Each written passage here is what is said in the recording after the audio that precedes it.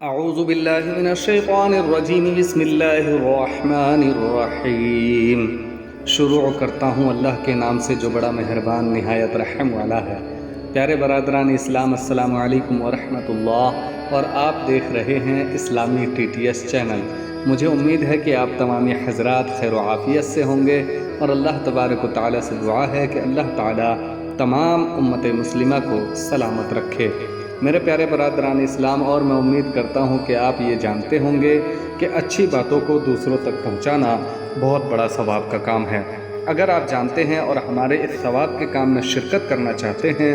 تو ہماری ویڈیو کی تھوڑی سی بھی باتیں آپ کو اگر کہیں سے بھی اچھی لگتی ہیں تو ثواب کی نیت سے ویڈیو کو دوسروں تک شیئر ضرور کر دینا، اور چینل پر نئے آئے ہیں اور اسی طرح کی ویڈیو دیکھنا پسند کرتے ہیں تو ہمارے چینل کو سبسکرائب کر لینا، اور ساتھ میں بیل آئیکن والے بٹن کو بھی پریس کر دینا، تاکہ ہماری اچھی آنے والی ویڈیو آپ تک پہنچ سکے اور آپ دین اور اسلام کی باتیں سن کر اپنے ایمان میں اضافہ کر سکیں۔ تو چلیے اپنی بات شروع کرتے ہیں۔ پیارے برادران اسلام، آج کی ویڈیو میں آپ لوگوں کو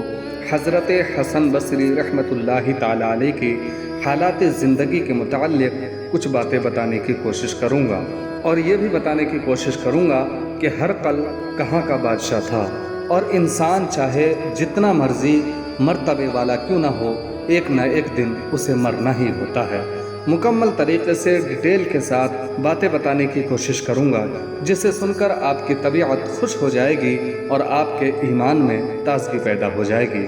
تو پیارے برادران اسلام، حضرت حسن بصری رحمۃ اللہ تعالیٰ علیہ ابتدا میں یعنی اول وقت میں موتیوں اور جواہرات کے سوداگر تھے، اور قسم قسم کے موتی اور جواہرات کی آپ تجارت کرتے اور بڑے بڑے بادشاہوں کے پاس جواہرات تحفے میں لے جا کر پیش کرتے تھے۔ ایک دفعہ کی بات ہے کہ کچھ جواہرات ہرقل بادشاہ روم کے پاس لے گئے، پہلے وزیر سے ملے اور پھر اپنے آنے کا اور بادشاہ کی خدمت میں تحفہ لانے کا حال بیان کیا۔ وزیر نے کہا کہ کل تو بادشاہ کو ایک نہایت ضروری کام ہے، انہیں بالکل بھی فرصت نہیں ہوگی، اور بادشاہ جس کام کے لیے کل جا رہے ہیں وہ کام دیکھنے کے قابل ہے۔ پیارے برادران اسلام، حضرت حسن بصری رحمۃ اللہ تعالیٰ علیہ نے کہا کہ میں پھر تو ضرور دیکھوں گا۔ وزیر نے حضرت حسن کو لے جا کر ایک جگہ میدان میں ٹھہرا دیا۔ میدان میں ایک خیمہ زری کا قائم تھا،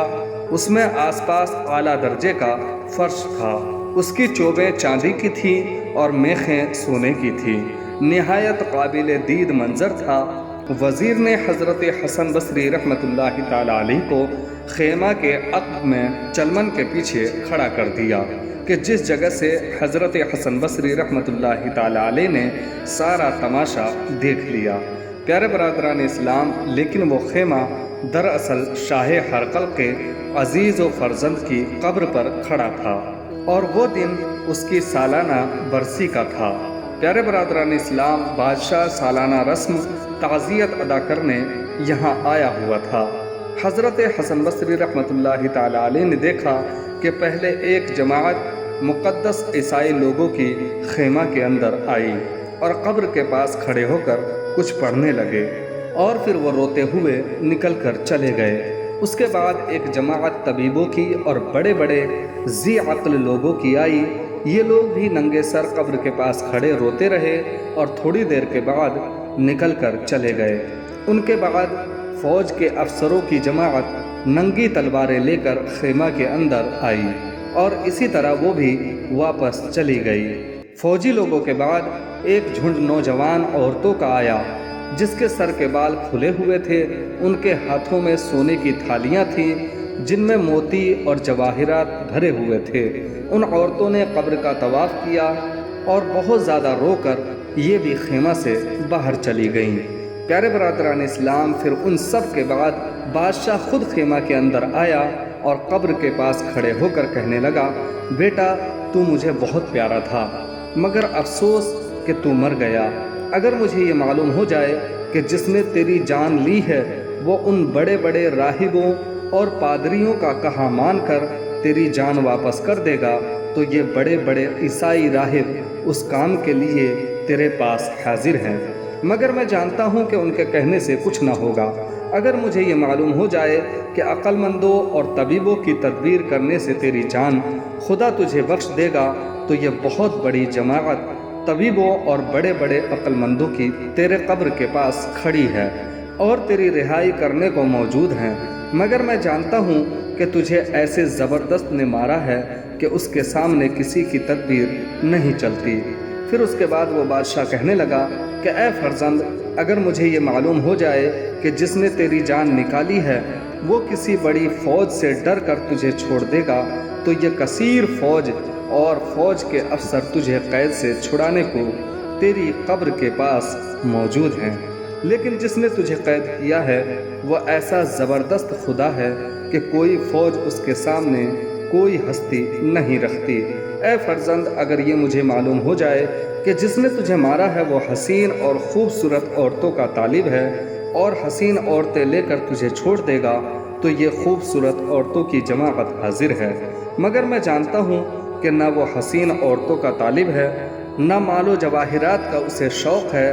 اور اب وہ تجھے کسی طرح نہ چھوڑے گا، اسی لیے اب میں تجھ سے پھر 1 سال کے لیے رخصت ہوتا ہوں۔ یہ کہہ کر بادشاہ خیمے سے باہر نکل آیا اور سب لوگ قبر کے پاس سے رخصت ہوئے۔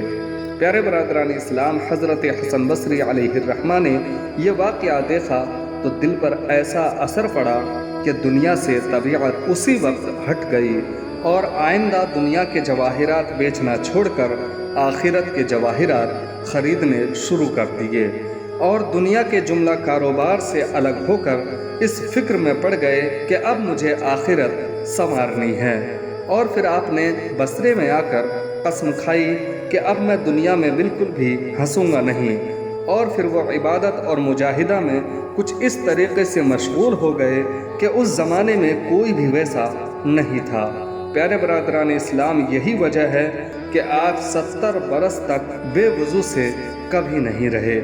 تو پیارے برادران اسلام، ان باتوں سے ہمیں معلوم ہوتا ہے کہ اللہ تبارک و تعالی بڑی طاقت و قدرت کا مالک ہے۔ اس کے مقابلے میں بڑے بڑے دانا و طبیب، بڑی بڑی فوجیں اور بڑے بڑے لشکر کچھ بھی حیثیت نہیں رکھتے اور اس کا کچھ بھی نہیں بگاڑ سکتے۔ اور یہ بھی معلوم ہوا کہ چاہے کتنا ہی بڑا آدمی کیوں نہ ہو، ایک دن اسے مرنا ضرور ہے،